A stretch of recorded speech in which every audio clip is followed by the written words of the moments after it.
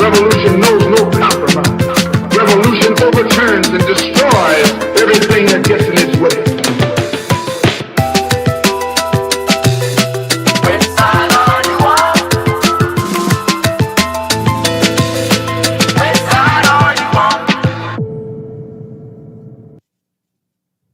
You are watching Breakthrough News, and this is the Freedom Side Live. I am one of your hosts, Eugene Puryear, here as always, alongside my intrepid co-host, Rania Khalek. Rania, good to be back with you.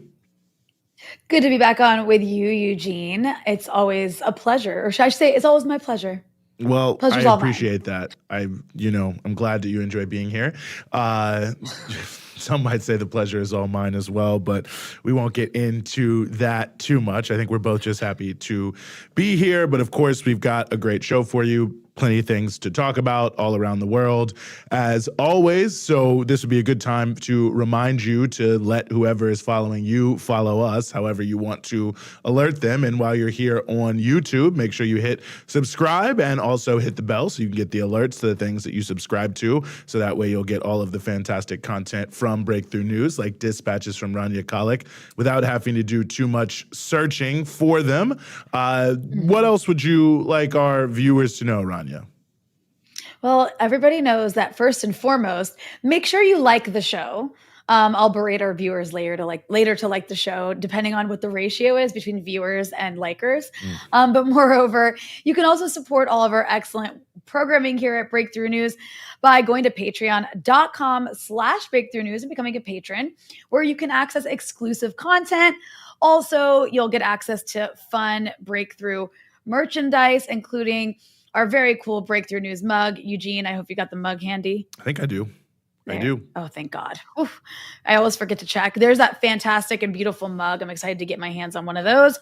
And then, of course, you can also donate on YouTube if you're in the live chat as well. And yeah, I mean, most importantly, patreon.com/Breakthrough News. And make sure you're subscribed, you guys. Make sure you like the stream because it helps us in the algorithm. Because, we're not CNN, so we don't just get an automatic boost. Yes. I didn't know they even got an automatic boost, but nonetheless, sure we are, I would say, superior, at least in, the ways that matter to CNN. So, you should be making sure you subscribe and get the alerts so that way you can be on top of the news and ahead of all of those who are spending their time watching the mainstream media, which, I'm not shading them, of course. It's the media that's out there. But we obviously need to do more to break through, if you will, the mainstream media narratives. But certainly subscribe, hit the bell, get the alerts, go to patreon.com/Breakthrough News, become a patron. Let everybody know that we are live here on the Freedom Side, and we will be for roughly the next hour or so.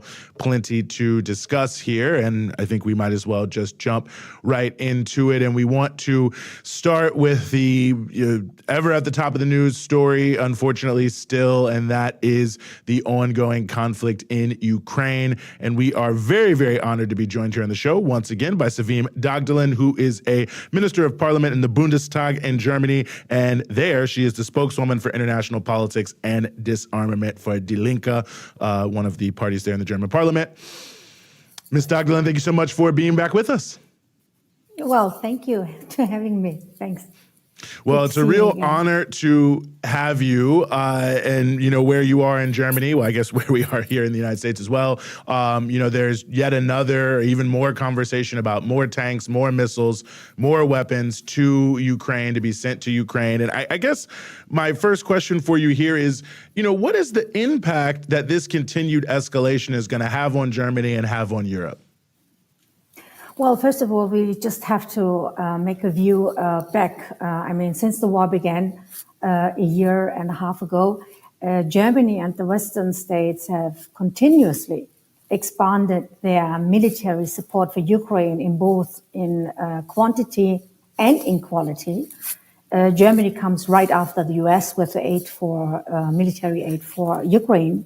Germany's support for Ukraine alone to date totals 22 billion euros and a further 5 billion per year till 2027 at least. has been promised already by the German government. So the German government has crossed one red line after another in armed deliveries. The decision at the beginning of this year, following massive pressure from the United States to supply German Leopard 2 battle tanks to Ukraine, was a historic breach of a taboo. And however, NATO countries are supporting Ukraine not only with weapons, but also in particular through massive training of Ukrainian soldiers on these weapons here on German soil by Americans and intelligence cooperation. So this shows that Germany and its NATO allies are de facto belligerents in this proxy war. And the German government is currently considering supplying the so-called Taurus cruise missiles to Ukraine. These medium-range weapons have a range of 500 kilometers. That means from Berlin, 500 kilometers, it's in Moscow, and which would allow, as I said, Ukraine to hit Russian cities far beyond the border with these German missiles. And this would be a dangerous escalation, driving Germany further into war with Russia and threatening the security of the population here in Germany and in Europe, of course. And at the same time, we have to see that the populations of Germany and Europe, they are suffering massively the effects of Western economic sanctions. The sanctions have clearly failed to achieve their goal, like the German Foreign Minister Annalena Baerbock last year said. What is the goal? The goal of the sanctions are to ruin Russia. And while Germany's economy slumped by 0.3% in the past quarter, and stagnation also threatens the Eurozone, Russia's economy is now forecast to grow by 2.5% annually. So employees in Germany suffered a historically high real wage loss of 4% last year as a result of the sanctions, the skyrocketing prices, and the inflation. And the price of electricity in Germany is now 3 times higher than in the United States. So that makes very much trouble in the population. And still the population has a lot of skepticism, is against more escalation, is in favor of negotiations and more diplomacy, because instead of cheap gas by pipeline, Euro buys expensive LNG gas from Russia. That is one breaking news today. And it is sheer madness to drive up the prices of food and energy in this way and impoverish the population instead of repairing the Nord Stream pipeline and putting it back into operation. And that makes it just one conclusion to me. All the friends of Europe, all the friends of Germany and the United States and of the European population in the United States, if they are in solidarity and if they are really in friendship with the people of Europe, they should stand up against the prolonging of this war. Against this war, against more weapon deliveries, they should stand up for negotiations, for a ceasefire, and for a peace, for compromise peace. You know, I know that many nations around the world are increasingly calling for exactly what you just said, for peace. Many nations are calling for a serious plan for peace because of the disastrous consequences of this war. But then, of course, advocates of war insist that now is not the time. Sevim, how do you respond to those who say that seeking peace is the wrong policy? You know, you cannot achieve peace by more war. You know, if you want to stop the war, you have to send diplomats instead of weapons. That's the only way to stop a war and to achieve a peace. That is the thing. And I think it is really cynical, very cynical by some colleagues in the United States, in the Senate. Recently, one U.S. Senator, Mitt Romney, he revealed the strategy of the United States that behind prolonging the proxy war with exposing honesty, while describing the Ukraine war as a convenient opportunity for the US to weaken Russia and thus China without any casualties of its own. In other words, the people of Ukraine are to be sacrificed on the battlefield for disgusting, nasty US geopolitical interests. This is just cynical, this is such a cynicism, and this is against humanity. Absolutely, it's a crime against humanity to prolong this war for the US geopolitical interest on European soil. And therefore, I think the Ukrainian counteroffensive has clearly failed. According to a report in the Washington Post, it's their own agencies, US American agencies, intelligence agencies see that way too, that this counteroffensive failed. So the thing is, do we have the right to push the Ukrainian people more to this war and to be killed? Whoever is against the killing and whoever is against the destroying of the Ukraine state as a state, all the cities and so on, they have to stop the war in sending more weapons, in sending more oil into this fire. If you have a fire, you not bring some oil tanks to this fire to stop the fire if your house is in fire. You have to stop the fire with your fireworkers, you have to call them. And that's the thing what we have to do. We have to stop this war. And there is only one way to stop this war, in diplomacy, in negotiation. And therefore, I'm very, very happy and welcoming all the peace initiatives by the BRICS states like Brazil, like China, or from South Africa or other African states, even the Vatican. The Pope is calling for peace and peace negotiations. So we have to stop this. The expansion of the BRICS the BRICS countries, which already, the other thing is, according to the BRICS, that's why I was just telling the expansion of the BRICS, the West is isolating itself globally with this pro-war policy as well. By prolonging the proxy war in Ukraine, the West is isolating itself globally because a large majority of states are participating neither in the armed deliveries nor in the economic war against Russia, and are instead calling for peace. And I think the West should support these peace calls by the BRICS states, for example. No, I think very important point. I, saw yesterday that some Vatican official actually called the Pope a agent of Russian propaganda. But that's another topic for another time. But or if of course Eugene, I'd be happy to. We shouldn't allow these propagandists to stop us from our call for peace. And it's been the same. It's all over the same. It's always the same. As a German, I'm just reminding 1914, just beginning of the World War I.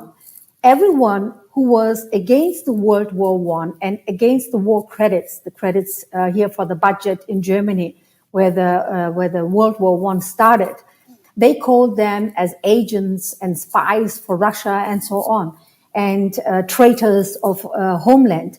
This is always the same. It's been in World War I, World War II, and even with Libya, with Afghanistan, with Iraq, you're on the side of Saddam Hussein or you're on the side of Gaddafi. They are always trying to get you silent, to get the peace movement silent. We shouldn't allow this. We shouldn't be foolish by them, by this war propagandists. No, I think that's an extraordinarily important point, and it raises another question. It seems to me, look from the outside looking in, that there is a rising peace sentiment in Germany and other countries in Europe. I don't know if that is the correct assessment to make here in the United States, but it does seem people are raising their voices a bit more. Well, among the population, skepticism about the increasingly massive military support is growing rapidly. We have to see this. 55% of Germans are in favor of starting talks immediately with the aim of ending the war. And this, while we have 100% in the mainstream media propaganda in favor of the war, and still 55% or sometimes 60, 66 are in favor of more diplomacy to ending the war. But the German government, like most other governments in Europe, has no intention of diplomacy.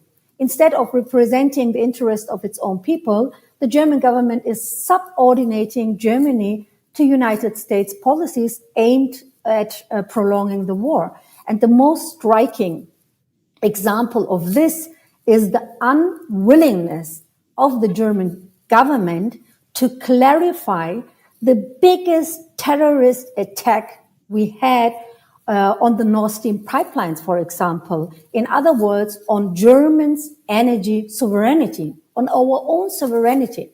Instead of bowing to directives from Washington on this issue as well, the German government should, as I said earlier, get the Nord Stream pipeline repaired and put it in operation again. This would be in the urgent interest of the German population, the German folks, and the German economy in having affordable, cheap energy again, like we had in the last century.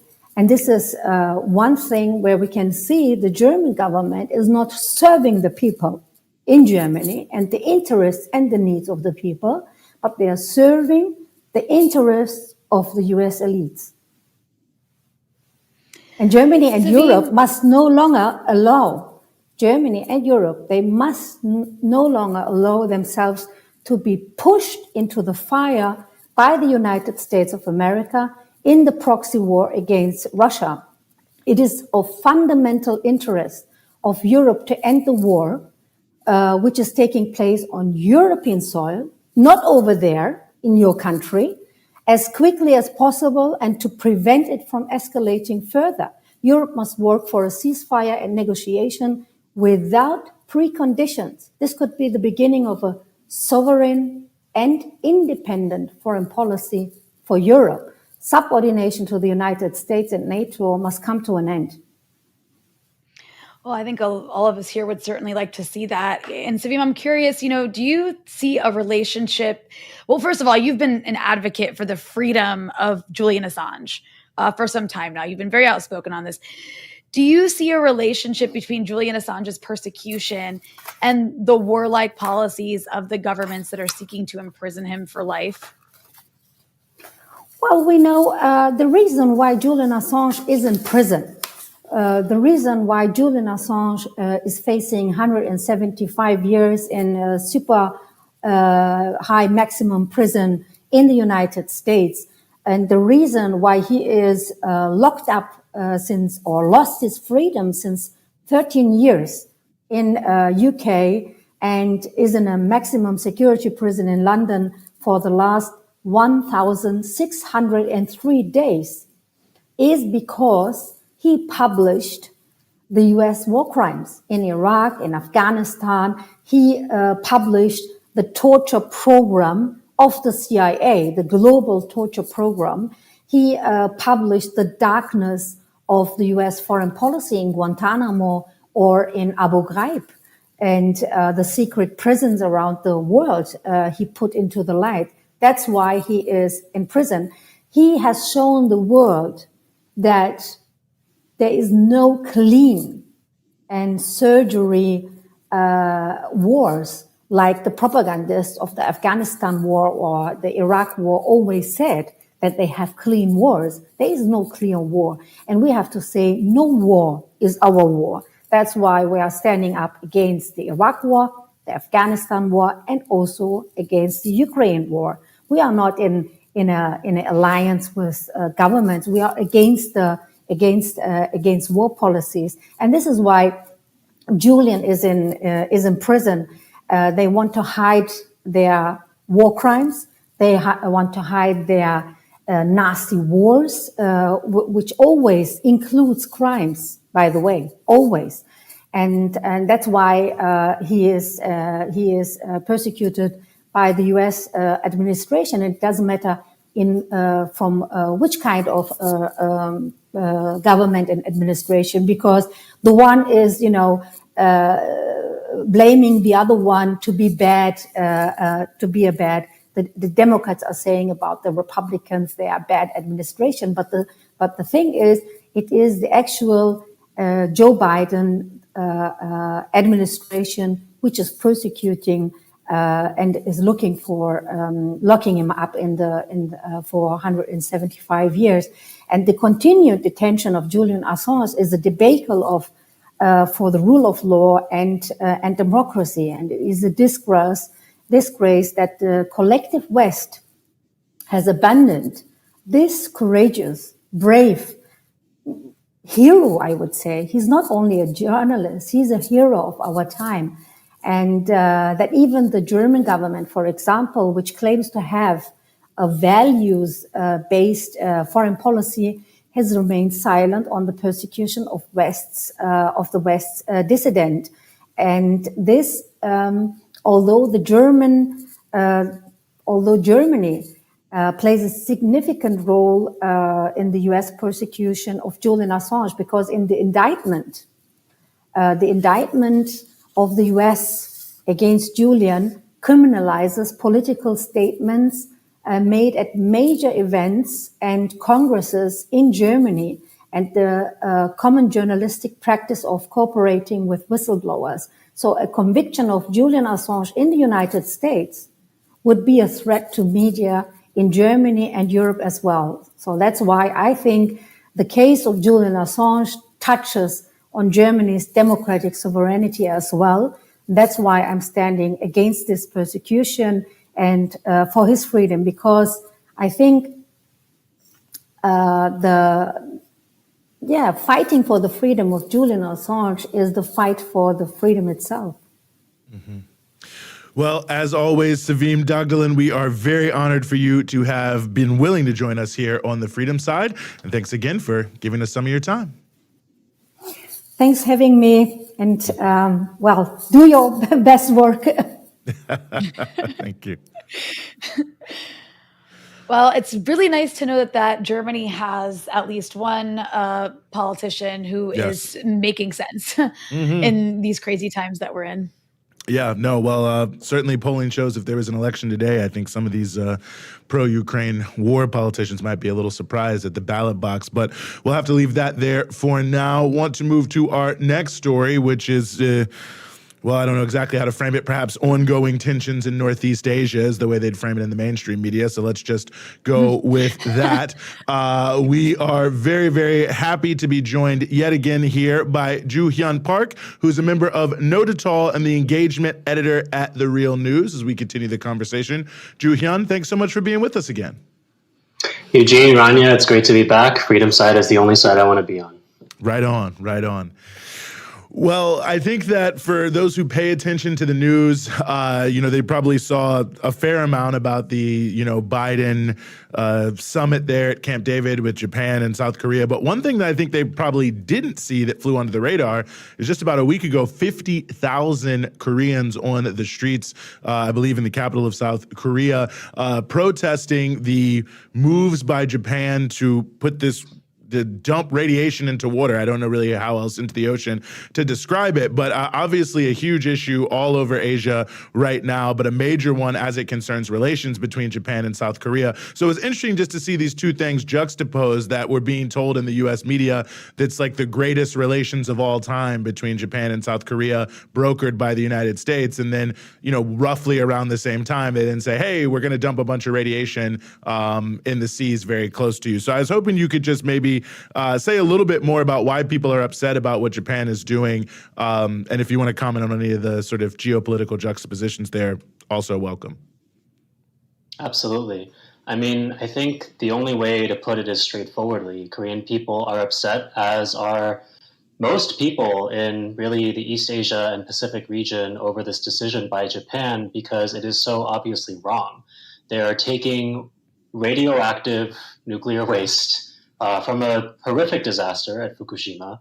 And then instead of dealing with this in a responsible manner that considers the health of human beings and the planet, they're simply dumping it into the ocean as if the ocean is solely for the Japanese government to decide what to do with. We're talking about the Pacific Ocean here, the greatest body of water on Earth, the source of life for countless nations, for billions of people.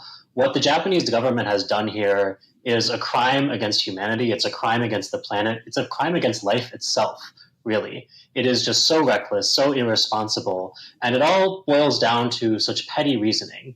They're doing this because it's the cheapest way to dispose of this wastewater.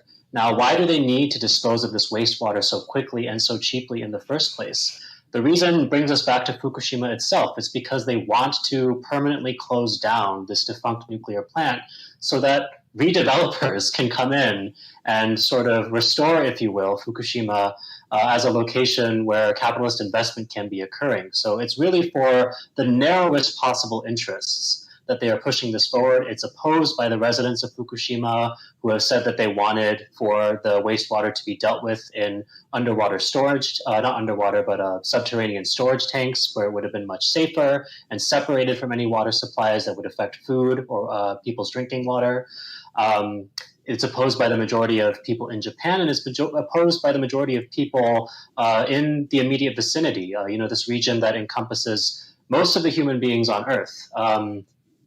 So that's really where the Korean outrage is coming from. I think it's very identical, very similar to the outrage that we're seeing from Pacific nations, from within China, and from within other concerned countries as well. And if we can comment anything about the state of the actual government-to-government relations as a result of the Camp David summit, I think this really demonstrates how the so-called trilateral security cooperation that has been welded together is really something that only brings together the forces at the top. When it comes to the vast majority of South Korean society, to really the majority of South Korea itself, the support for that trilateral alliance is not there. The support for this kind of black and white do or die alignment with Japan and the US as a hegemonic bloc is not there. And there are so many ways in which it is so obviously against the interests of Korean people. The obsequience of the Yoon administration in the face of this Fukushima dumping being just one example. I really appreciate you breaking it down like that, Julian, because I just want to read a couple of headlines just to demonstrate how much of the Trilateral Alliance that you briefly touched on there is about like this sort of like anti-China alliance, right? When we talk about Japan, South Korea, the US, and then ignoring what people in Korea are actually demanding. This is just, I want to read this Economist headline. It's China is stoking anger over Japan's release of nuclear wastewater. So the Economist, I mean, not surprising, right? But just like blaming all that anger on China. And then you have the CNN headline, China says its ban on Japanese seafood is about safety. Is it really? Question mark. I mean, you can't make this stuff up. I mean, this kind of reminds me of that meme that goes around every once in a while where it's like, China eliminates extreme poverty, but at what cost? It's like, China is angry about radioactive wastewater and doesn't want you eating that seafood, but at what cost? I'm just curious if you can, I'm just kind of threading the needle back to like how this all goes back to like creating this sort of like militaristic anti-China posture in the region. When we talk about that Trilateral Alliance, it does seem as though China is at the center of that, no? Absolutely. I would say that, creating a hegemonic bloc to serve U.S. interests is really what's at the core here. And ultimately, that is for the aims of containing China economically, containing them security. As part of the Camp David principles that were released as a result of this most recent summit, one of the agreements beyond the military agreements to have annual trilateral exercises, to coordinate on joint responses to perceived threats, was also to share information concerning supply chains. And we know that tech supply chains in particular are very important and very sensitive to US security interests because they don't want any disruption in key technologies that support their military capabilities if their belligerence against China intensifies, and they're no longer able to access production there. So I think we really do have to look at this in terms of this push to retain hegemony that the U.S. is undertaking in the face of a rising China. I would also underscore the fact that it is about China and also about other countries that are neighboring China, which the U.S. perceives as its threats as well, particularly North Korea. North Korea was the country that was named more frequently as a result of this Camp David summit, and it is really the thing that is being pushed as what really unites Japan and South Korea's immediate security interests, which of course I would take umbrage with and point out that North Korea is in fact engaging in a long process of self-defense, which predictably it is Japan, Korea's former colonizer, which is then attempting to grow closer with the neo-colonial government in South Korea in order to present a united front against. And on a final note, regarding the sort of demonization of China that accompanies this, I think this just goes to show the ways in which capitalist media is very invested in continuing to turn everything that happens in this region against China, even when China is clearly not to blame. I mean, China is not whipping up anger against Japan. Japan is whipping up anger against itself. If this is a little bit of a crude analogy, but if I piss in the pool and people start pointing it out, I can't say, hey, you're whipping up anger against me. I've done that all on my own. So I think that, we just see how these outlets like The Economist are really just playing handmaiden to this process, defending these really indefensible actions on the part of the Japanese government, while, of course, putting the greatest light possible on these very dangerous maneuvers, these formations of hegemonic bloc alliances, which really only serve to intensify division in the region and really only push us into a situation where small misunderstandings can lead to hair trigger situations that can then lead to catastrophic wars.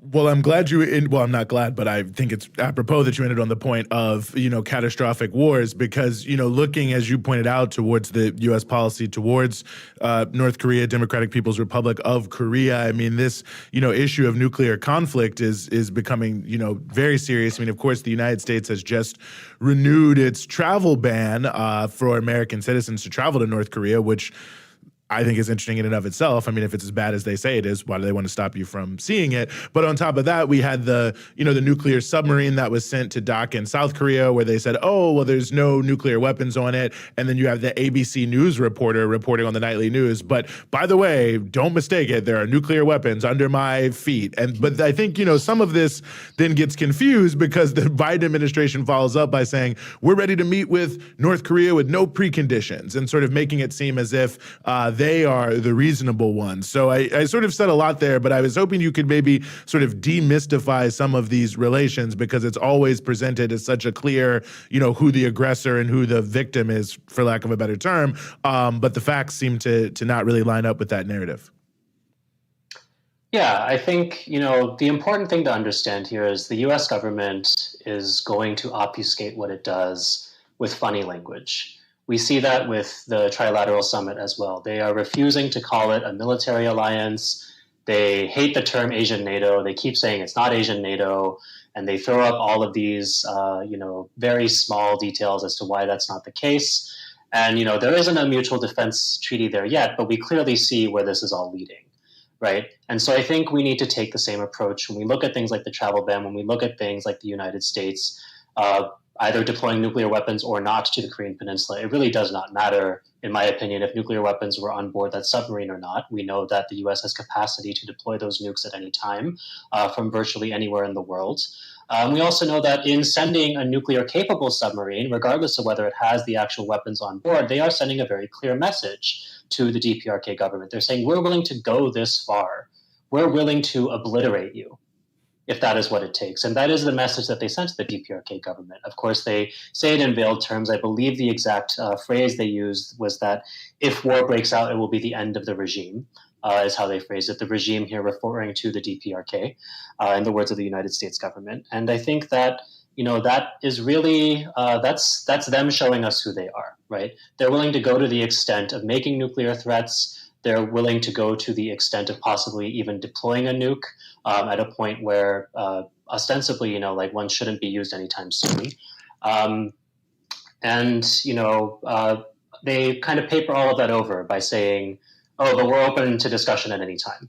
It's like if armed robbers surround your house and they say, come out, we're open to discussion at any time, right? You can say that all you want, but your actions definitely speak louder than your words, of course. And I think the travel ban is another instance of how, that demonstrates the US's true intentions, right? Because the travel ban on its own is really, in the scheme of things, such a small thing, right? Because the US has these enormous sanctions against North Korea that entirely blockade its capacity to export its goods, that prevent it from engaging in international banking transactions, that are really intended to financially and diplomatically isolate North Korea from the world, right? The US regularly threatens third countries that have relations with North Korea, like, you need to stop that if you want to get aid, if you want us to lift sanctions against you. We saw that happen with Sudan, I believe, in 2020. But, all this to say that, the travel ban itself, in comparison to these other measures, is minuscule, right? Because how many Americans were traveling to North Korea in the first place, right? And why is it that the US is so dedicated to stopping even this? It's because they will not back down, because they are dedicated to maintaining as high tension as possible. And that's because that tension serves them, right? Because when they back the DPRK into the corner, the DPRK is forced to take measures to demonstrate its capacities for self-defense, which then the United States is able to spin as like, see, we're being aggressed against, we need more money for the Pentagon, we need to keep our troops in South Korea, we need to all come together as freedom-loving governments against North Korea and their supposed sponsors in Beijing and Moscow. And, it's really this high-tension situation that in the end serves a multitude of U.S. interests. And of course, they're going to paper that over and say, oh, but we're the good guys. We're the ones being aggressed against. We're the reasonable ones. When they are, in fact, the ones holding the gun. They are, in fact, the ones far from home. They are, in fact, the ones with far more capacity to inflict untold destruction and far more willingness to do so, as is demonstrated by their actions every single week, every single day. Mm-hmm. Well, as always, really appreciate you joining us to help us sort through all of these issues. Ju-Hyun Park, a member of Nodutdol and engagement editor at The Real News. Thank you so much for giving us some of your time here in the Freedom Side. Absolutely. Great to be back, and good luck with the rest of your show. Right on. Thanks so much. Always a pleasure to have Julian on and to hear updates about what's happening with the Koreas. Yes. Or what should be called Korea, if we're being honest, but that's a story for absolutely. another day. Brutally and unfairly divided by, again, more U.S. machinations. So yes, always fantastic. Very clear presentation, which is the one thing we're often lacking on that issue. And to perhaps segue into our next conversation, Rania, another place where perspective is often lacking in the main. Are you trying to? Yes. Okay. Before we segue, I want to just remind our audience, we're about 1,400 viewers, which is fantastic. Hello to everybody who's new. Hello to everybody who isn't. I love to have you here at Breakthrough News. But Eugene, only about 497, almost 500 likes, which isn't bad, but that's like what, a third of the people watching. I know not all those people watching dislike us. I think the majority of them do like us. I hope so. So demonstrate how much you like us by smashing that like button, you guys.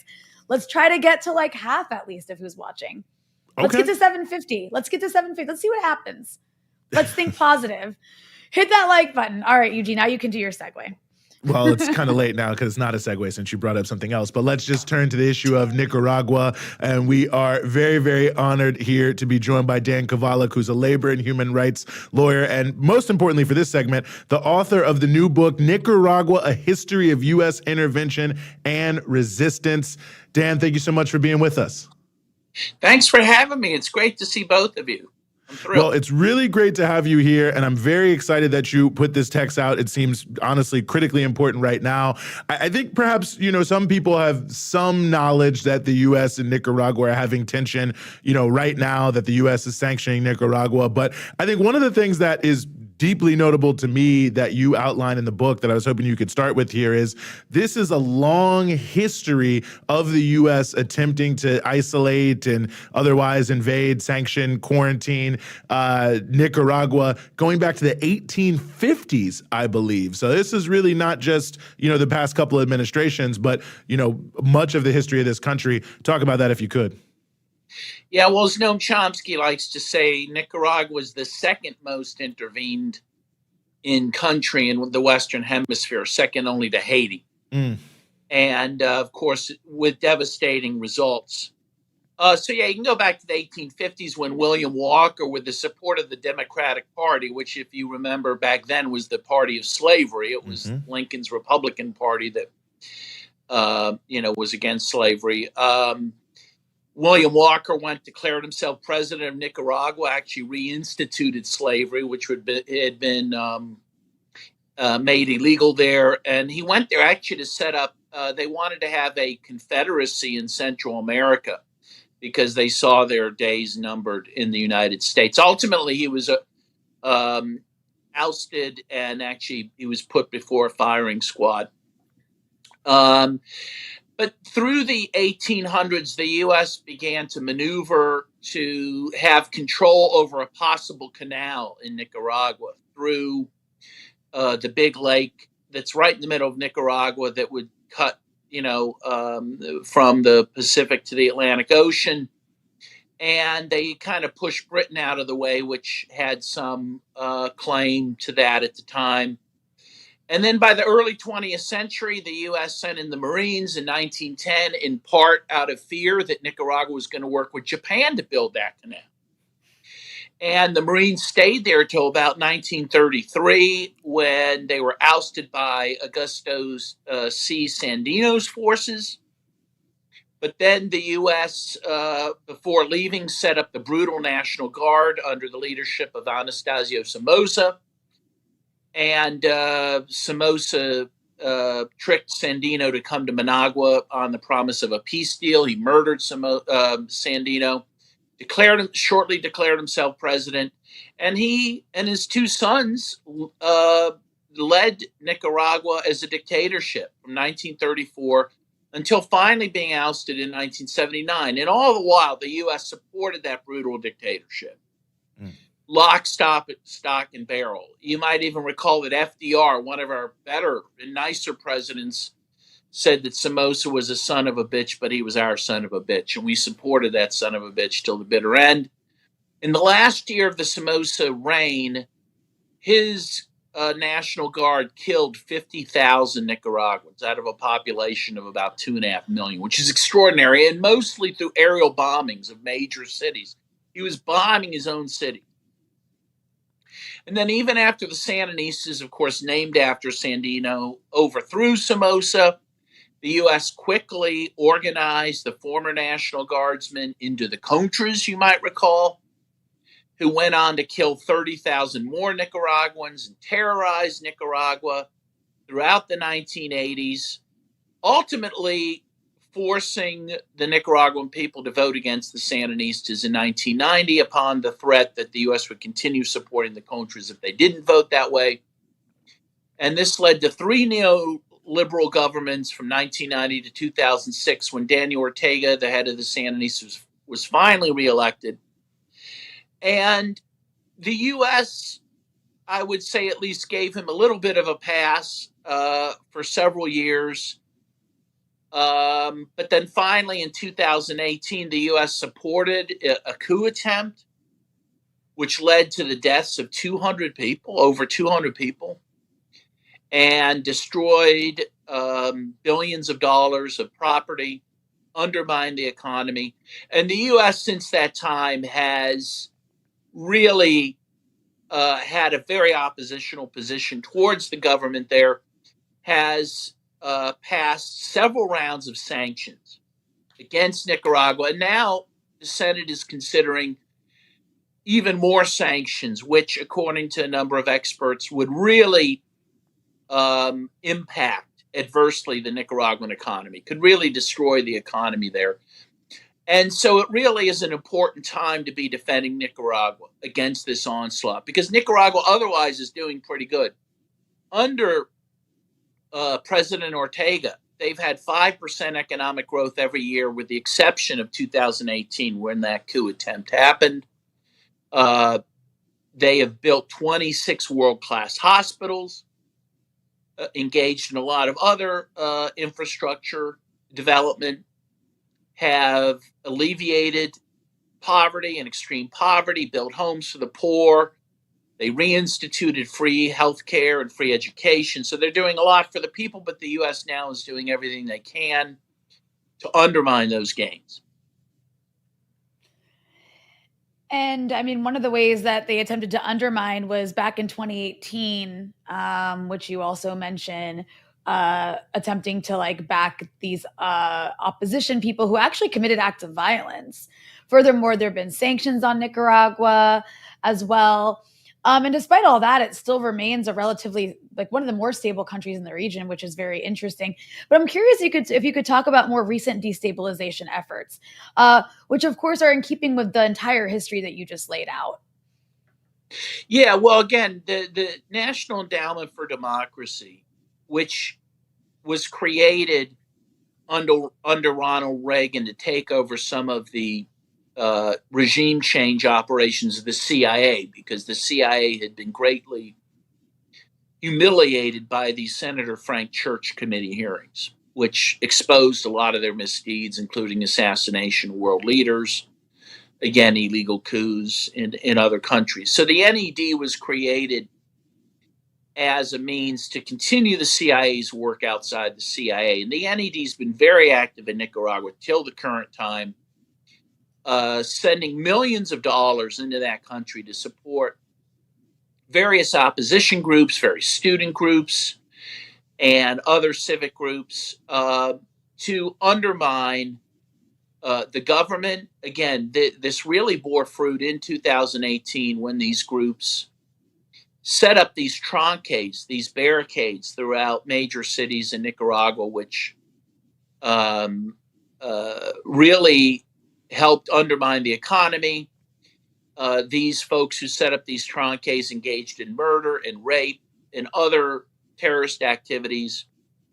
And while the government, with the support of the people, was able to survive that, was able to put those down, those groups still exist in Nicaragua, are still getting funding from the United States, and are still working to try to overthrow the government, now largely through, again, these economic means of trying to destroy the economy. You know, Dan, one of the things that, and you know this quote very well, that is historically said about Cuba is, the U.S. fears it because they fear the threat of a good example. And I wonder if you think there's something similar at play, with Nicaragua, especially in the context of Central America right now. I mean, of course, we're seeing the changes in Honduras, and we don't know exactly what's going to happen in Guatemala, but perhaps, some better changes there. And, I even noticed that when there was the big march in Honduras recently to defend the president, the opposition said, well, there's going to be tens of thousands of Nicaraguan youth chained by Cuba and Russia there to overthrow them. But I mean, I just, in a time where the Central American nations have been so ravaged by this long history, some of which you touched on in Nicaragua, I mean, is there a similar fear, do you think, of the United States, of people in the region and, around the world, but certainly in the region, looking to Nicaragua and saying, yes, we can actually do something different than this constant succession of these right-wing governments that have destroyed our country? Well, absolutely. In fact, in my book, I cite an Oxfam report in which they talked about exactly what you said. They use those very words, the danger of a good example, that Nicaragua represents the danger of a good example to the people of the region, that they can act democratically, that they can elect leaders that defend their interest and not the interest of the United States. And that's what the Sandinistas have been doing. They have really created a country that's very equitable economically and gender-wise. For example, 3 years in a row, Nicaragua has been designated by the UN as the 7th most gender equal society on earth. Number 7. The top 6 countries are from Northern Europe. Your usual suspects, Sweden and Norway, Finland. The U.S. isn't even in the top 10. So for a developing country in Latin America to have that type of gender equality is incredible, and that is the work of the Sandinista revolution. The other thing people, I think, aren't aware of is that Nicaragua is almost 100% food sovereign, meaning almost all the food they eat they grow themselves. And this is what really helped get them through the 2018 coup, was that despite these tranches, which prevented a lot of goods from going to market, which prevented a lot of trade, people were able to feed themselves. And again, very few countries in this hemisphere can say that. And that's by design. The U.S. has imposed a lot of trade policies with countries like Mexico, for example, and Haiti, which have undermined the ability of those countries to feed themselves, because the U.S. has poured cheap, subsidized agricultural products into those countries, undermining small farmers and forcing those countries instead to depend on imports for their food supply. Nicaragua is not in that situation. In fact, Nicaragua now exports food to other countries, including countries like Venezuela and Cuba, that they do out of solidarity. They also have their own pharmaceutical industry in Nicaragua. They actually helped produce some of their own vaccines during the COVID pandemic. So again, this is not the type of model the U.S. wants for Latin America. They want Latin America to be totally dependent on U.S. imports, to be merely suppliers of cheap raw materials to the United States. And they want things like a potential canal in Nicaragua to be controlled by the United States, not by the Nicaraguans themselves. Mm-hmm.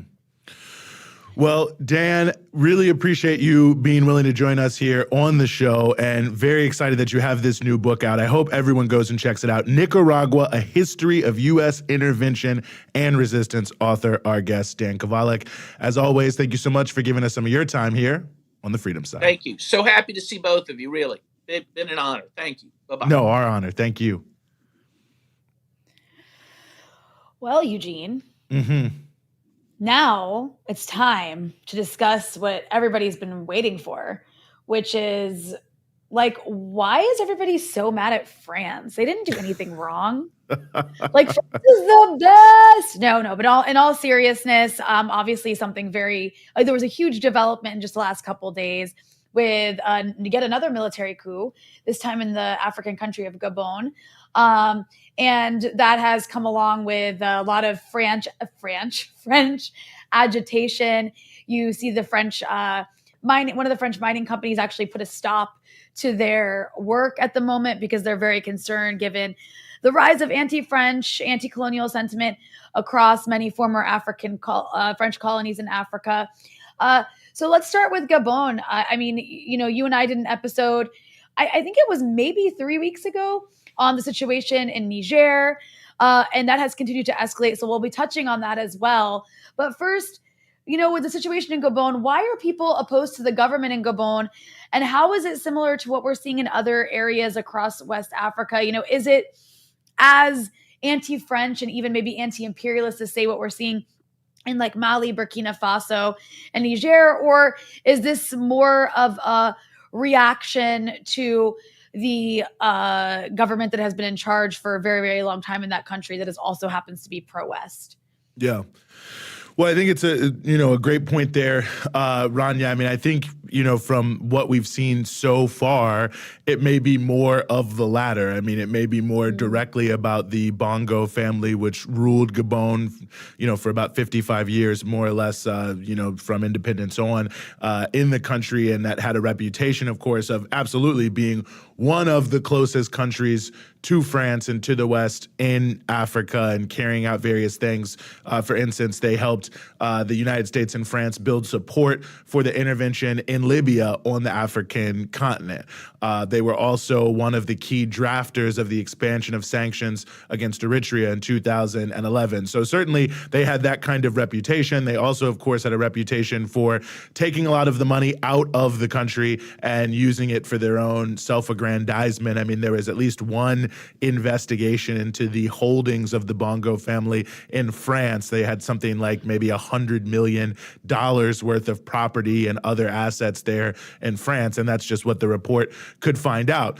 And as that would, of course, suggest to you, it's obviously a country that produces quite a bit of wealth. The main export, as some people may have heard, is oil from Gabon. I think last year, it's a very relatively small country, so it's about $1 billion, I think, in oil revenues, which, compared to like Saudi Arabia is nothing. But for a, small country like this, it's very significant. They also sell carbon credits. They've started doing that over the past couple of years. There was a major logging industry there, but they've now claimed at least that they are curtailing the logging industry, and they're setting up to try to sell about $2.2 billion worth of carbon credits over the next couple of years. Although climate campaigners are saying that that's, based on a lot of dodgy statistics. But, nevertheless, it's a country that generates a fair amount of wealth, the relatively small population, about 2 million people. I think the per capita GDP is about $18,000 when you look at it at PPP terms. So on the surface, it's not only generating a lot of wealth, but apparently, and I think the image they've always tried to present to the world is that, people are living pretty well there. But that is the image they've presented, but not the reality. And I think that's why you saw people come out into the streets so quickly to welcome, this new military government there. I mean, you've got, in a country with a huge amount of oil wealth, as I just mentioned, about a third of the people who are living in poverty. Overall, you've got about 21% unemployment, but youth unemployment is more like 37%. So, almost 40% of young people without, jobs. So I think very similar to what we've seen in other countries in Africa that have had similar military transitions, I think you see people are ready to move on. They'd like to see a change. They don't think that the government of the Bongo family, the multiple governments, the father, Omar, the son, Ali, have been really delivering in terms of using the wealth to the, maximum needs of the people there. And this is something you also saw in 2016. Ali Bongo, who was deposed, ran in an election that I think was widely tipped as being fraudulent, or if not fraudulent, at least fully fraudulent, at least a little fraudulent. He was declared the winner nonetheless. There were big protests there in Gabon amongst the population. A number of people were killed. I believe about 1,000 people were arrested.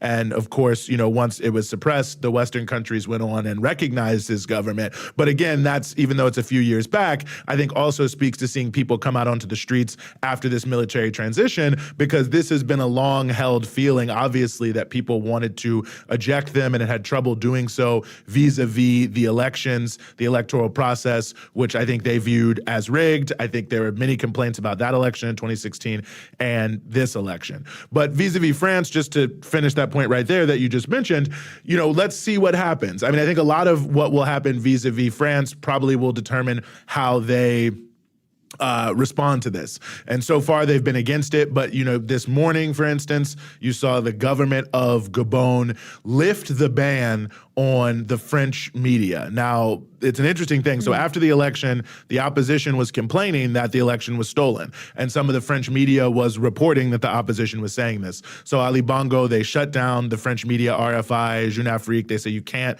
publish anymore. So it seems that perhaps the new military government is seeking to perhaps send a message to France that they're not as hostile. There's about 400 French troops in Gabon. They have not asked for them to leave. I think in the main demonstrations I've seen, or at least the pictures and the images I've been able to see, it seems people more happy that the Bongo family has been ejected, as opposed to some of the deeper messaging around the broader sort of France-Afrique, French neo-colonialism. But that being said, that's not to say people in Gabon don't have critiques of France. And I think how this develops will very much depend on how France itself responds. I mean, they have technically said that they are against this as of right now, but it does seem perhaps there's an attempt to maneuver. The general, who is the new head of this military junta, for lack of a better term, has a long history as working with the father, Bongo, for being very involved in the power politics of the country, for himself having quite a bit of wealth, or at least alleged to have quite a bit of wealth outside of the country. So what exactly the motivations are of these officers, I think, like we said in our last thing about several other countries, I think we might have to see a little bit how it develops. But I think bottom line, I think when you see the images of people who are out protesting, I think it's important to recognize recognize that that is because rather than some, displacement of democracy, the way that it's being portrayed in the Western media, like democracy falling to a military government, this has been basically a kleptocratic, family-run enterprise that's called a country, where the wealth is being siphoned off primarily to Europe by the leaders and by these foreign countries, and that the so-called democracy was not delivering what it claimed to, was rigged when it had to be, and that people are very happy to see a system like that, pass from the scene. Very well said. And it will be interesting to see how the Europeans respond to, this other coup. They might try to frame it differently, like you said, if it ends up being not so antagonistic towards the French, towards the Europeans in general. Meanwhile, back when it comes to the issue of Niger, you had the European Union foreign ministers having met just a few hours ago in Spain and having decided to basically lay the legal groundwork for sanctions on the leaders in Niger who took over the country. But they still are, hesitant to say whether or not they will support military action. And just so people know, them laying the legal groundwork for sanctions, this is being done to what's considered the second poorest country in the world. And already the sanctions that have been imposed on Niger by ECOWAS have caused food shortages in a country that already faces food scarcity, because it is a landlocked country. So Niger is very vulnerable to sanctions by its neighbors like this. Meanwhile, you do have a country like Burkina Faso, which has come out and expressed solidarity and is even discussing, perhaps you can give me more details on this, sending in its own military to support Niger in the case of any sort of military intervention. So let me just stop there and give you the opportunity to update us on what's happening in Niger. Well, I think that you spoke to some of the important points. Obviously there's the issue of sanctions being leveled by the EU on top of the ECOWAS sanctions, which, the EU has been supporting and essentially, collaborating with them on enforcing them. The World Food Program and other aid organizations have already warned, famine could result from this. You've got 4.5 million people in Niger who depend almost totally on humanitarian aid. And the World Food Program is saying that they're unable to get that aid in primarily because of the sanctions. You have the power has been cut from Nigeria to Niger, and Nigeria provides the vast amount of power. There are all sorts of reports of what the results of that are. Of course, not having power, everyone can think of the general results, but we've even heard some reports coming from the Nigerian media, including actually also not just from the media, but supporters of the president of Nigeria even have been putting this out there, that babies are dying in incubators and hospitals because of a lack of electricity. So, we're hearing those kind of, very distressing reports coming from, multiple different angles as it concerns the impact of the sanctions. And here we are having the EU saying that they're going to level even more sanctions. Now, of course, they say, we'll have a humanitarian, exception. But as we know that those exceptions really don't matter at all because people over-comply with sanctions. And as soon as you put them on any high-level official or government or entity, it has a huge impact. So I would say, that probably is the biggest news with what's happening right now in Niger. I think the second piece is, will there be an ECOWAS intervention? And I think it's important to note here that the sort of fait accompli, like it seemed like it was guaranteed to happen in the first couple days, after the military transition started in Niger, has been slipping. And that, I think, is primarily because you've seen all around the region a huge amount of opposition to this. Nigeria, which was sort of the lead country, the Senate of Nigeria, of course, opposed it. Major religious institutions opposed it. People inside the president's own party opposed it. And so the president of Nigeria, towards the end of last week, despite being one of the first out of the gate to say, we have to do this, is then now last week was saying, well, I'm the number one person holding them back from doing it. So don't know how that switched around, but it does show the impact, I think, of the outcry that has happened inside of Nigeria, all across West Africa. Countries like Algeria and others have, been saying they don't want to see an intervention. And so now we continue to be in this weird state of, can there be a diplomatic solution? And if not, will the intervention take place? As for the issue of a diplomatic solution, some news that's come out in the past day or so is Algeria has, which of course is opposed or said they were opposed to ECOWAS intervention. They've been meeting with many regional countries. They're proposing a 6-month transitional process as opposed to the maximum of 3-year process that was proposed by the transitional regime in Niger. But now there are some reports coming out of ECOWAS this morning. Let's see if this holds itself out to be true. But some reports coming out that they're now proposing a 9-month transition. So that's interesting that they're going a little further than Algeria. But I think, again, another sign that I think the ECOWAS countries are very concerned that not only will the impact of an intervention potentially be a massive humanitarian disaster for the whole region and the possibility for a huge upsurge in the various insurgencies across the Sahel, but that even in their own countries, they will not be able to gain support for this, which could speak to exactly the issue that they have said they are worried about here. And that is, of course, a so-called domino effect of other countries falling to similar military transitions, and the possibility of that being very high, because the kindling that is really, setting these fires ablaze is the intense poverty that you already spoke to, Rania. You have 50% of the country in Niger lives on less than $2.15 a day. About 43% live on less than $2 a day. So you get a sense, the poisoning of the air and the water from the mines, the 42% of people 5 to 14, children who are involved in child labor. The fact that 83% of people live in rural areas, but only 9% of them have access to electricity.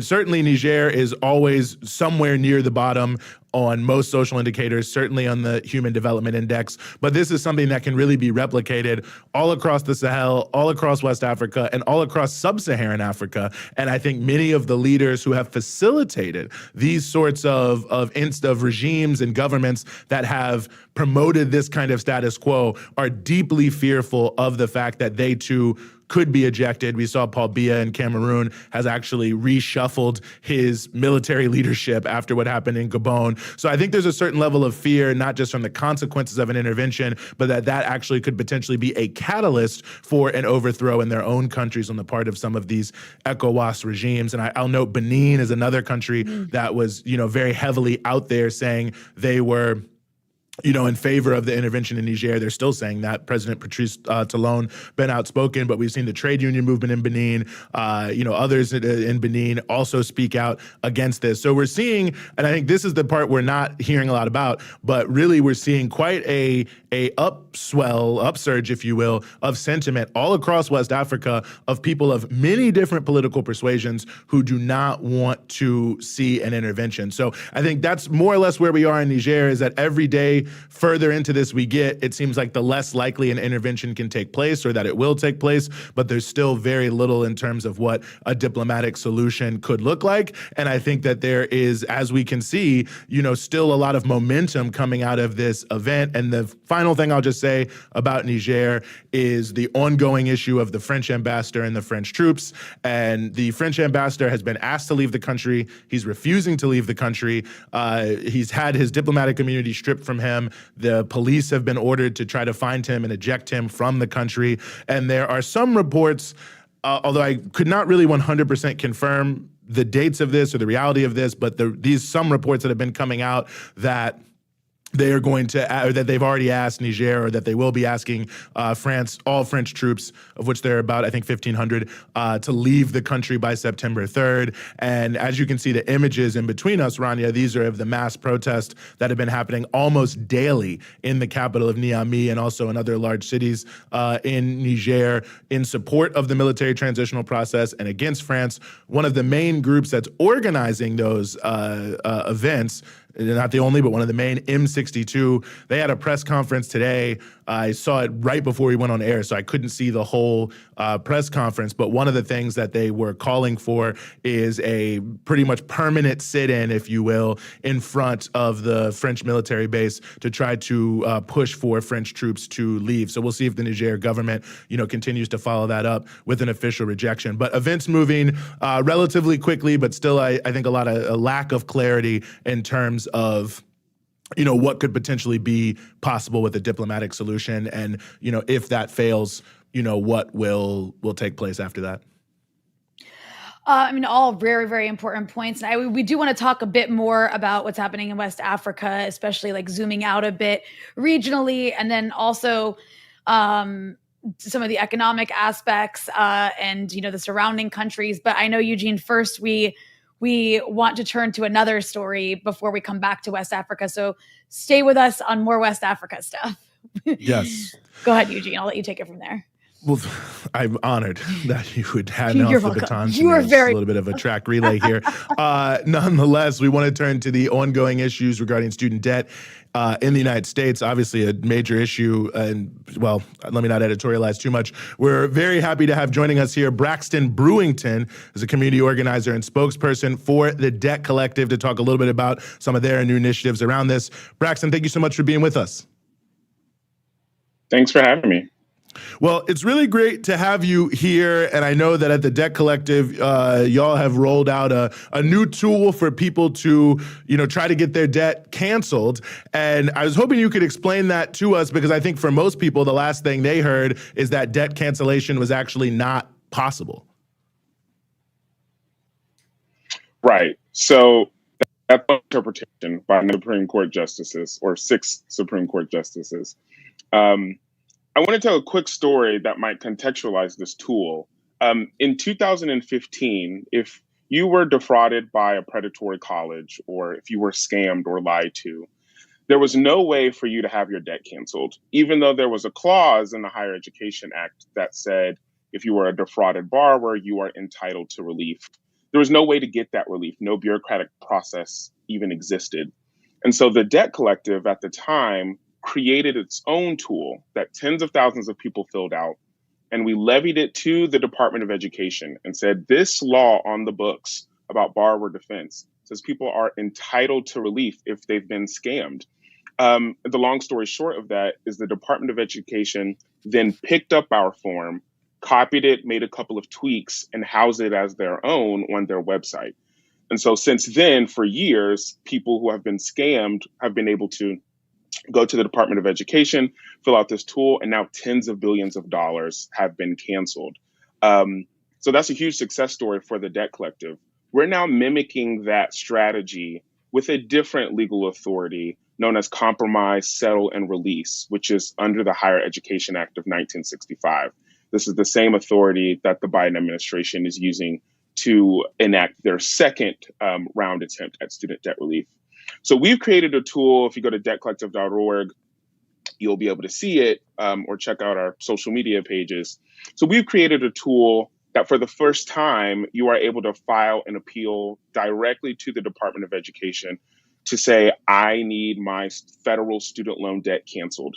And so the tool, which I believe is 17 questions, prompts you to answer some information about your loan history. Who is your student loan servicer? How long have you been paying on your loans?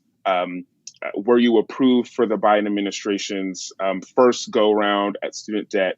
It prompts you to answer a couple of questions, and then it sends that application or that appeal directly to the Department of Education and some folks in the White House requesting that your student loans be canceled. So we launched that on Monday of this week. In the first 72 hours, over 10,000 people have filled it out. And so we're just encouraging folks to appeal directly to the Department of Education, remind them of this authority that they have. I mean, there's no guarantee, of course, that they will actually cancel this debt. We wish we could guarantee that. But I want to harken back to the sort of success story of how borrower defense actually happened. The government is not just going to come in and save the day on federal student loans. It's been a movement of people who actually create this. And so that's what this tool is about. That sounds fantastic. I'm going to have to go check that out myself, because I'm still pretty bitter. So when for Biden initially announced the canceling student loans, I qualified, and then I suddenly didn't, because the rules changed quite quickly. I'm sure you remember. But I'm a little confused. Can you explain I thought so it was the Supreme Court struck it down, right? Struck down Biden's attempt to cancel student loan debt. Not mine. As I just explained, mine doesn't qualify, but many others still did. That was struck down. So what happens next? Has Biden given up? Is the administration at this point, I guess, doing anything when it comes to student loan debt? And the reason I ask that too is because we are, coming up to an election year. And I did notice that the student debt cancellation announcement, it did come, I think it was during the midterms, like just before the midterms, which was politically smart, right? It gets younger people, or not so younger people, since so many people have student loan debt, out to vote. We are coming up to an election year for the presidency. What's the Biden administration doing now? Do you guys at the Debt Collective see any upcoming attempts to like reintroduce anything moving forward? So the first announcement of student debt relief, if folks remember, August 24th of 2022, the Biden administration announced $10K for everybody and $20K for people who are Pell Grant recipients. That was struck down by the Supreme Court. The Supreme Court said you cannot cancel student debt based on this legal authority that you cited. The legal authority he cited was the HEROES Act, which is an emergency-based authority from 2003 in the wake of 9/11. The Biden administration, just hours after that Supreme Court announcement, announced a second attempt at relief using a different legal authority. So the second legal authority is the Higher Education Act of 1965, which a lot of folks, including the Debt Collective, Senator Warren, Representative Presley, and folks have been pushing for the Biden administration to use. So he's not completely given up on relief, right? He is attempting to do the second type of relief. The problem is he's doing it in a very poor manner. And so rather than issue an executive order, his interpretation is that he should go through a rulemaking process. And so that takes months, maybe even a year, before people have to sit down as negotiators onto a committee with the Department of Education and come up with a brand new plan that they would then enact. And so there's a chance that that plan certainly goes through. It might not happen until maybe the summer of next year, maybe the spring at the earliest. But that doesn't preclude the Biden administration from actually enacting student debt relief with an order right now, today. He could certainly do that with a different authority. And I want to be clear, though, the problem with the HEROES authority was not that it wasn't on strong legal footing. I mean, if folks read, actually want to take time to read the opinion written by the dissenters, Justice Kagan, she talks about how the Constitution was actually violated in this decision to strike down student debt relief. So the problem was not the legal authority. The problem was just 6 conservative Supreme Court justices stepped out of bounds and wanted to strike down relief. The same could certainly happen with the Higher Education Act. It is a strong legal authority that should shield the Biden administration from canceling student debt. But we're up against a conservative Supreme Court. And so what we've been saying is you need to cancel the debt swiftly and immediately. So asking for permission, which is what happened on the first round, right? We announced a policy, and then 50 days later, there was finally an application that people could apply for. And then weeks later, there were right-wing litigants who were able to stop in court. This would have been a whole different conversation, right? If the Supreme Court said, hey, President Biden, you can't cancel student debt. And then it's already been canceled. So in a lot of ways, this is a game of speed. And we're never going to sort of win ground with people who are willing to invoke fabricated legal doctrines in order to suggest that you can't do both types of proposals for student debt relief. Mm-hmm. One of the things that I, also was hoping you could speak to are some of these, arguments in favor of not doing student debt relief. It's amazing that anyone's arguing against it. But I mean, it seems to, one is sort of like a moral hazard argument that like somehow it's morally wrong to forgive the debt. Two, I think, is the issue that somehow it's going to cost so much money it'll like destroy government finances or whatever it may be. And then the third one I'll list here, which I think is the most spurious, is that somehow it's worse for Black people if you cancel student debt. All three seem to be very strange arguments, but I constantly see them crop up by individuals who are trying to argue that it's important to keep the student debt situation more or less the same as it is. So I was hoping you could speak at least somewhat to some of those points. Yeah, those are all equally alarming points. I think took the moral hazard framing straight on, because there's some folks who will sort of run away from it and sort of talk about the particularities and how they can't be filed in bankruptcy unlike other debt types, or how the interest capitalizes unlike other debt types. Those are all true, right? But the reality is education is a human right. When we send our kids to 3rd grade or 8th grade public school because it's free.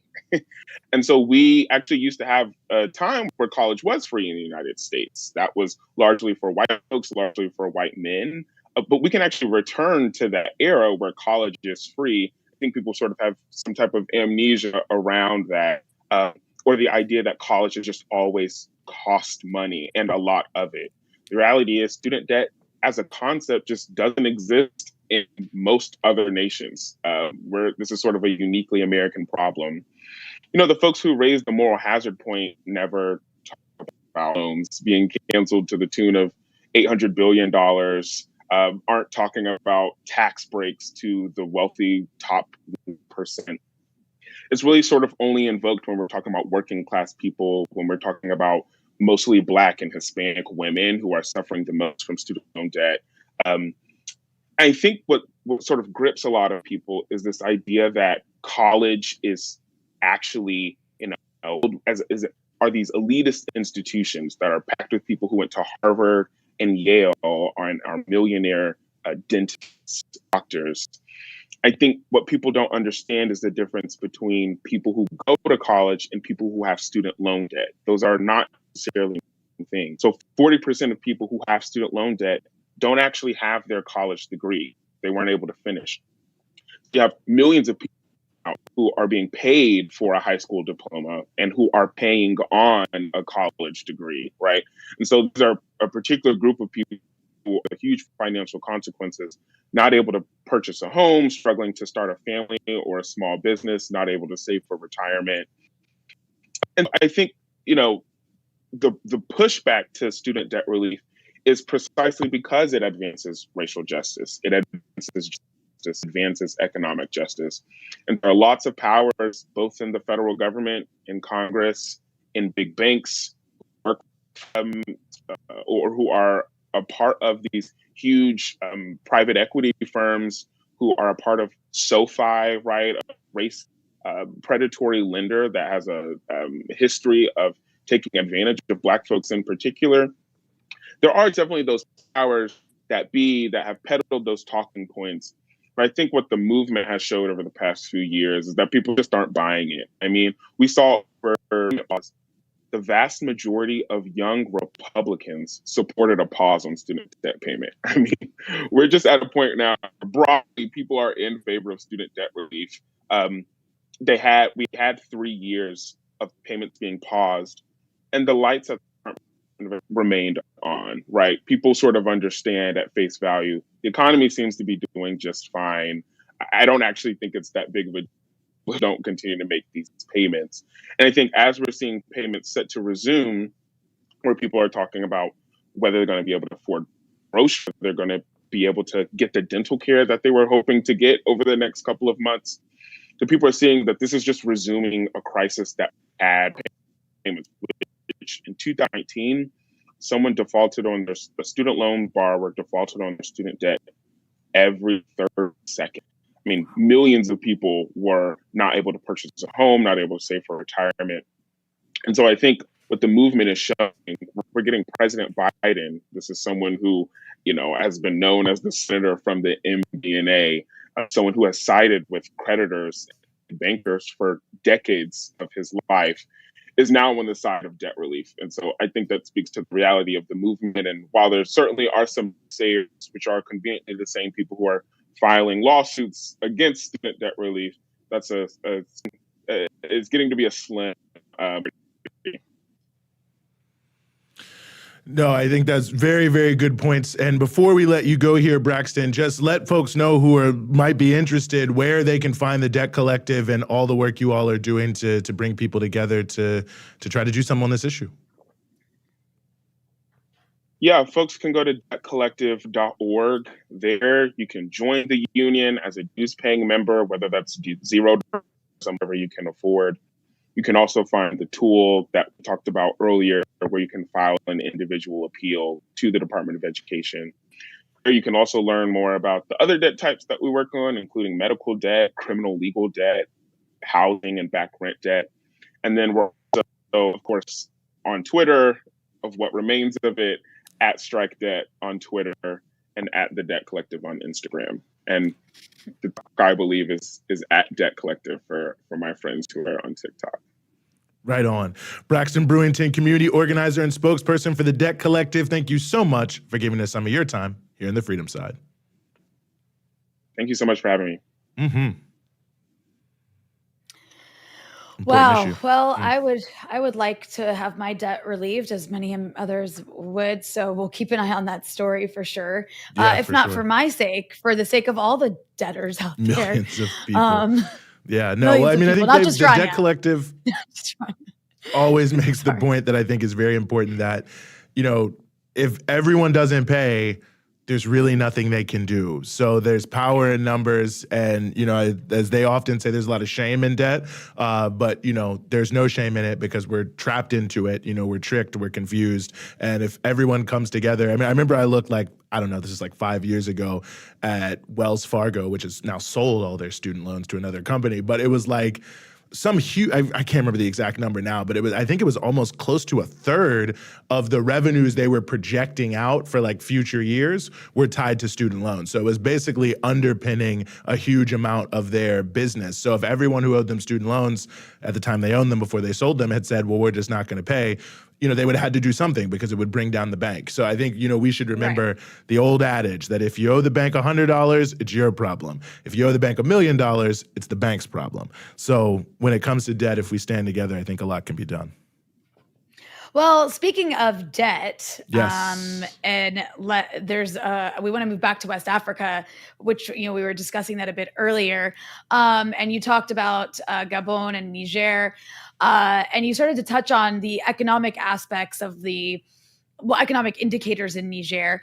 I wanted to ask a bit about the issue of aid, Eugene, because in the way that this issue has been covered, as we see a lot of these countries pushing back against the West and France and, you know, all of these like military coups and all of the sort of anti-colonial, anti-imperialist rhetoric that we're seeing.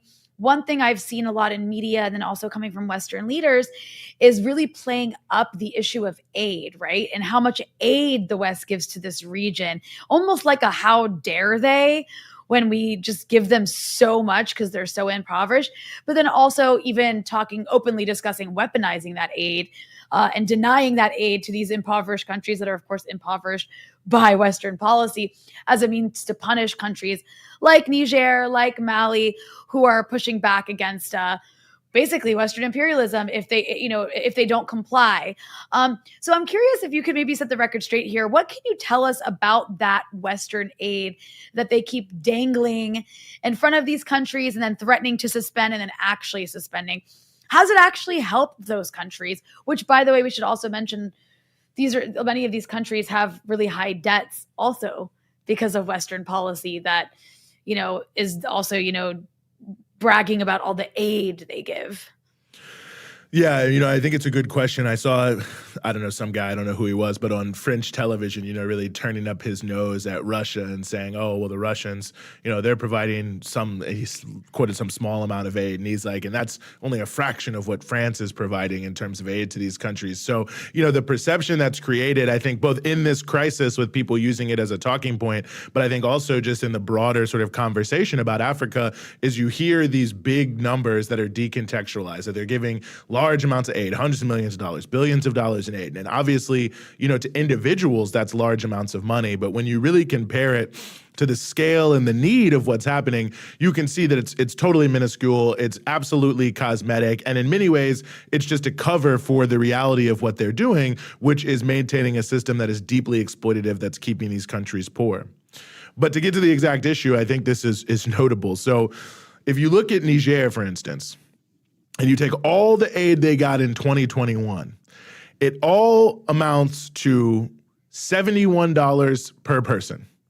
So all the aid in Niger and all of 2021, if you break it down per each of the individual 25 million people, it's $71 per year per person. So that's about $1.37 per week per person. And out of that $1.37 per week per person in aid to Niger in 2021, 7 cents were spent on education, 15 cents on health. So 7 cents a week per person on education, 15 cents a week per person on healthcare. The bulk of it is actually spent just on survival style aid, right? Like people who are going to starve if they don't. But you can see almost none of it is really going towards, really significant buttressing. And, when I saw that quote, which I have to say are those numbers I got from Adam Tooze, who wrote about it in his Financial Times column, I got interested in looking more into this because I said, wow, that's amazing. Just $1.37 a week per person in aid in 2021. So I said, well, what's been going on in some of these other years? And especially because we're hearing a lot about how France, and other countries are stopping their development aid in the context of, what's happening there in Niger. Now, the French development aid in all of 2022 to Niger, all of 2022 was, and forgive me for looking at my notes, but I want to get this right. We know the French media is watching. $131.6 million to Niger for all of 2022. That's $5.26 per person. Germany, who's also paused their aid to Niger, has a 2-year aid package. That's what they paused. It was last negotiated in 2021. So 2 years, also $131.6 million. So since it's over 2 years, that's $2.63 per person per year. The European Union, which has also paused their aid, is pausing a 2022 to 2026 aid package. So that's 5 years. $2.5 billion over 5 years. That's $20 per person per year. So you add up Germany, France, and the EU, basically per year, you're getting barely $32-ish, essentially, maybe a little less than that, barely $30 worth of aid per person. And, it's a part of a bigger issue. The U.S., by the way, don't want to leave the U.S. out. Their aid for 2023 that they have also stopped was supposed to be $233 million for the whole year, which is $9.32 per person. And since the State Department has done such a great job of breaking that amount of money down into what they're spending it on, that would be $1 per person per year for health, $1 per person per year on economic development, and $4.38 per person for the year in education funding. So when you break it down like that, when you think about the actual number of people in the country, the depth of the need, you can see that this aid is basically just fake. And the OECD has actually already addressed this issue and found that there is a gap of about $272 billion per year in the funding that is needed to meet the UN Sustainable Development Goals by 2030, which of course all these countries say their aid is going to support the UN, the SDGs, by 2030. So you can see essentially that almost no money is really being spent on the people of Niger. Most of the money is being extracted and sent into Europe. And this is all just used as a smokescreen to hide the fact that these are deeply exploitative economic relationships. Yeah, what a complete scam. And I love that you described it as a smokescreen, because at the same time, it's like, okay, you're getting all this wealth out. You're extracting all this wealth basically for free. And then you're throwing in pennies. And then when we talk about what the need is, these countries actually could fill their own need. It's just everything is being taken from them to support luxury in the global north. So it's not like the US or Europe actually needs to give them they should give them hundreds of billions of dollars in reparations. But in a just world, it wouldn't even be necessary to send any aid. If anything, the aid would be coming the other way around because Europe has nothing to offer. But sorry, I'm just reacting now. I really appreciate you breaking all that down because that should be put into charts just to show it as a visual, because what you just said is quite astounding. But this kind of also brings us back to this, what you call a social explosion. And I think, as you've said before, there's the potential for so many more social explosions across Africa, basically because of what you just described. But why is it that France seems to be sort of like the tip of the spear here in the response or the reaction of these social explosions that we see across Western Africa? I mean, obviously some of that is because of the colonial legacy, but it must be because of something that France continues to do today. I assume, I have a feeling. But what is it about France? No, I think you were right about that. And I think it's that, when we look at, as I mentioned earlier in the show, I mean, obviously all of sub-Saharan Africa is suffering from very similar issues in terms of poverty, the unemployment, especially youth unemployment, all of the various challenges that are being faced, insurgencies. But, I think there's almost an inordinate amount of that suffering that is concentrated in these, sort of former French colonies, which are, some of them actually not all French colonies, but, can be seen in the CFA franc zone. About 50%, if you look at the Human Development Index, which is one way of measuring, how good or how bad a country is doing essentially in terms of poverty, development, and so on. If you look at the 10 countries at the bottom, half of them are in the CFA franc zone. So you can see that already, and many of them are Niger, Mali, Burkina Faso, but you can see already that these countries have sort of an inordinate reality. And I think that when you look at the history, the contemporary reality of development, people see that that's not an accident, that France is actually maintaining structures that in and of themselves make it very difficult, even if you were a, popularly oriented government, to make significant changes. And that's why I mentioned the CFA franc zone. That's the number one issue in many ways, is that the currency is controlled, not by France, but to some degree by Europe in and of itself, because now, of course, France doesn't have its own currency. It also uses the euro. But since formal independence for these countries in the CFA franc zone, their currency has been more or less controlled by their former colonial overlord. And it has a lot of different elements to it, but I think there are a few that are very relevant here. I mean, the most important is that the CFA franc, and there's two of them, one in West Africa, one in Central Africa, is pegged to the euro. So it's basically the same price as the euro. And that has a huge impact on these countries because it makes it very difficult for them to develop, their own industries, for one, right? I mean, if you think about it like this, if you live in Europe, if you live in the United States, and when you travel to somewhere in the global south, like the way that your $50 in America can get you 2 or 3 times what it could in the US, when you're in these other countries. It's more or less the same thing as it concerns investment in general. And so many countries, not just developing countries, pretty much all countries, they try to manipulate their currency, so to speak. It's often called devaluation, in order to try to make their exports more competitive. So the way it helps you develop new industries, more industries, because, rather than your neighboring country or 3 countries away, you become more attractive to build a factory to develop, this industry or that industry.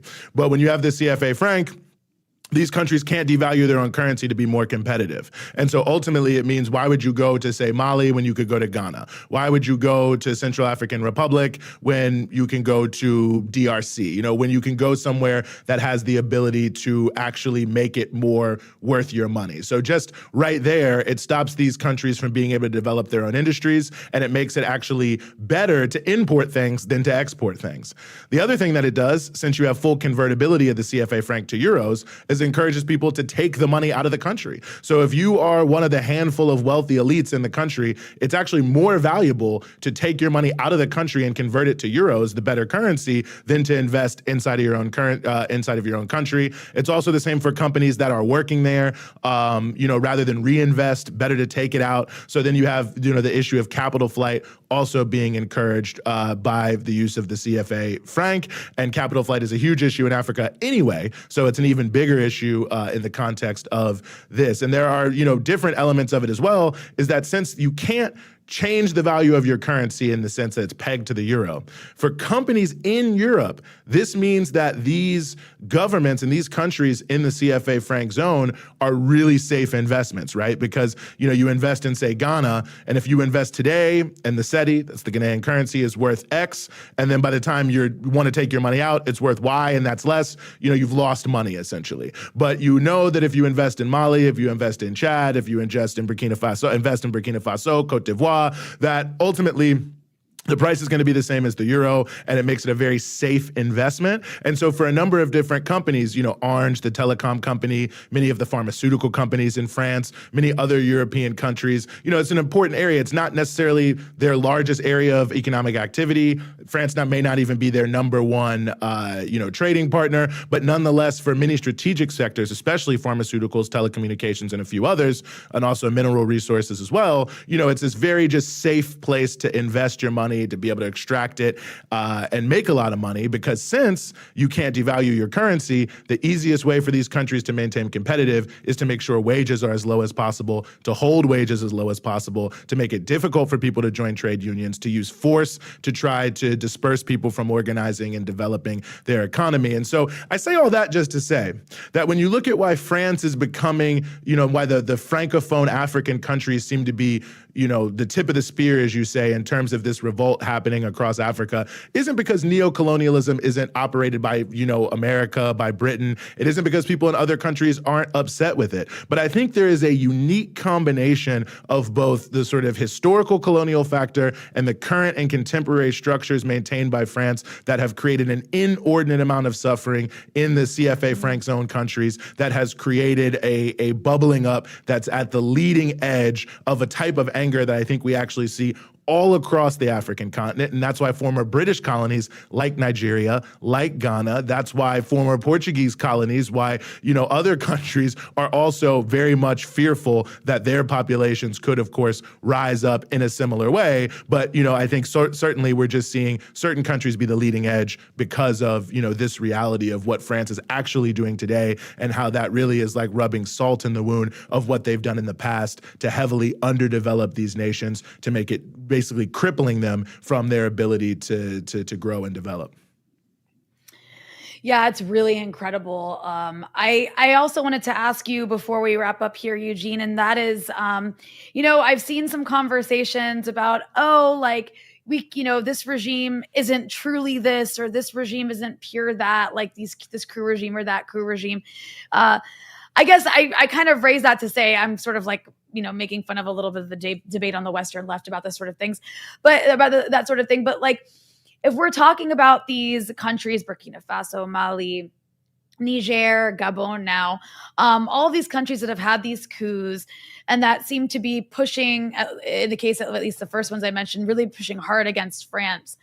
How would you rank them in terms of their, I don't know, let's talk about motivations, revolutionary potential taking place in the aftermath of these coups? I guess the word progressive isn't the right word, but like, how do you rank them in terms of who's the most serious?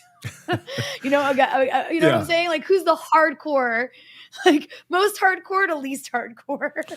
Well, in all rankings, I could end up looking bad on this one. But before, maybe I get to that aspect of it, I do want to provide some greater context to how I think we should view it too, because even if you look at Gabon, where again, as I said earlier in the show, I mean, it seems that perhaps the military transition is trying to curry the favor of France, perhaps, and is not trying to push negatively, but we'll see how long that stays. I think even when you see that, and I think Guinea in a way can be put in a similar situation, not exactly the same, but you've seen if you compare, say, Guinea to Mali and Burkina Faso, Guinea is the role of France more ambiguous there. The guy who's taken over, his wife is like a French cop. I mean, it's an interesting story. So, they've actually been doing some things, I think, standing with Mali, standing with Niger, but you see them not as aggressively going against France. I mean, so it's, a little more ambiguous. But I think even in the cases of, say, the Gabons or the Guineas, where, we'll see what happens, but perhaps the motivations are more about the power struggles in those countries than the negative state of affairs for their populations, I still think it all represents one big crisis for France and one big crisis for the US-EU neo-colonial policy in Africa, because they did not want these things to happen. Even if it ends up being semi-favorable to them, even if they can work out a deal to keep things going the way they had been going before, this is a change in the style of governance and control that they want to have over Africa that they did not foresee coming and that they did not want to happen. So it shows that whatever the various outcomes, that at the end of the day, you're seeing the ability of Western hegemony to totally determine the state of affairs in Africa is collapsing. I mean, even I've seen many commentators speak about this, that they're like, if this happened 20 years ago, France would have intervened in 2 hours in half these countries and overturned the government. But we're seeing that they fear doing that. The Italian defense minister actually spoke to this. He said, well, we don't want to do too much too openly, because then people will see it as a colonial imposition, and then we'll be in an even worse situation. And so I think you can see the sort of collapse of hegemony, even if there are individuals and figures who really just want to renegotiate the terms of the subordination of their nation. That's not a renegotiation that the imperialist powers wanted to see happen. So I think it's important to keep that framing in mind. But I think when we look at the countries themselves, obviously there's different gradations. I think for obvious reasons, Ibrahim Traoré of Burkina Faso, because of his comments at the Russia-Africa Summit, comments that he's made, in front of youth in Burkina Faso, I think many people are looking to Burkina as maybe the leading edge of these military transitions, these civil military projects, because it seems that he is speaking very directly to the social time bomb that has exploded, that has led to all of these different pieces in terms of trying to implement policies that will address, the needs of the people who have been so left out. And so, for instance, they have set the goal for themselves, ambitious goal, we'll see if they meet it, of creating 1 million jobs in the next couple years, giving 100,000 solar-powered water pumps to rural areas so that they can have clean water. They're saying that by 2025, they're going to spend $250 million on maternal health care, that they're going to electrify 605 localities,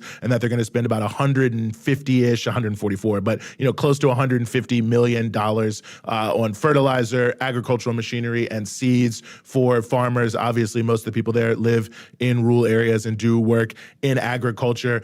They grow a lot of tomatoes in Burkina Faso, but they don't make ketchup. So they're developing 3 new tomato processing plants to try to move up the value chain there. They've picked 3 artisanal mining sites that they're now trying to mechanize. They're also meeting with, large numbers of artisanal miners to talk to them about how they can improve the working conditions. And, artisanal is like a terrible term. You hear it a lot in Africa. That's like artisanal mining is the people who are basically just like digging holes in the ground. It's very, very dangerous. It pollutes the ground. You use mercury and cyanide to find the gold. So they're engaging with these young people and trying to find a way to bring them into the economy. And the way they're paying for some of these new projects is also interesting. They're also trying to set up a gold refinery, by the way. A lot of gold in there that's coming out of there. But the way they're paying for it is interesting. I mean, one, they have changed the mining code to redirect a lot of mining royalties directly into these new development projects. But also, they've created something that has the acronym of APEC, APEC, which is basically like a form of crowdfunding for Burkinabe people in the country and outside the country.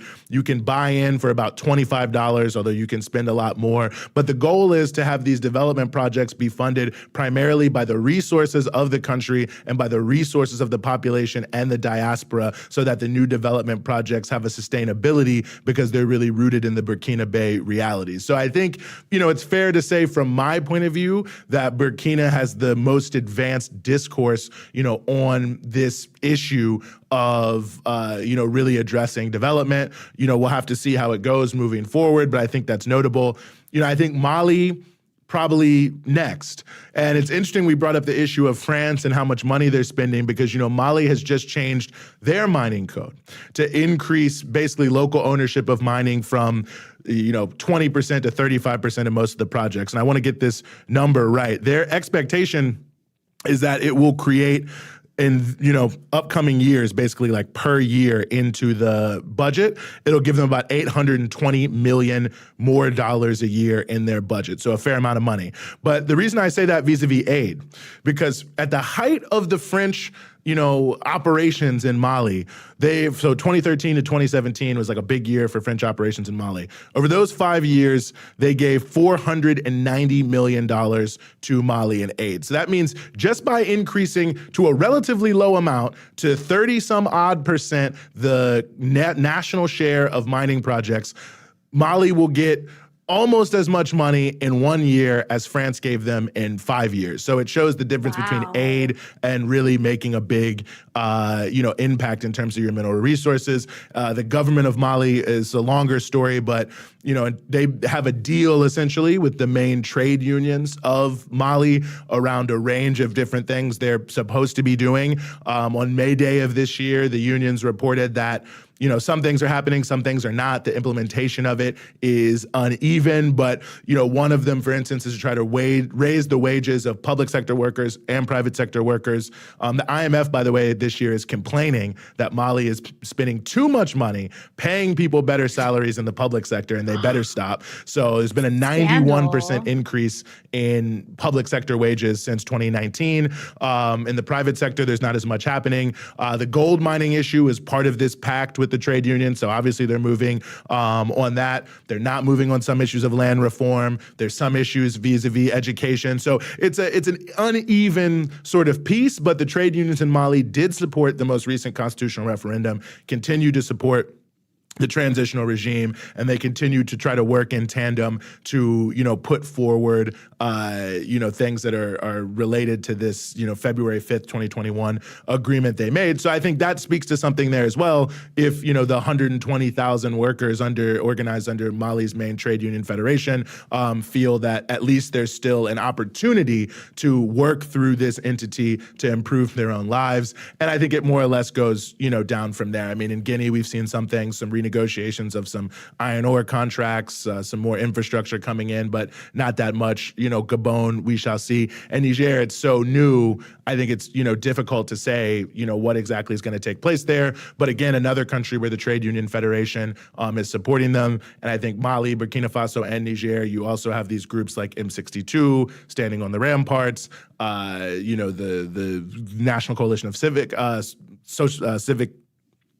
civil society organizations in Burkina Faso, which really represent, a lot of the poor people who are angry, who are supporting these governments. So I think we're seeing, at least in Niger, Mali, and Burkina, a real kind of civil military experiment. I think in Guinea, less so. I think in Gabon, we shall see. But I think that does speak to some degree, I think to the point you were raising, Rania.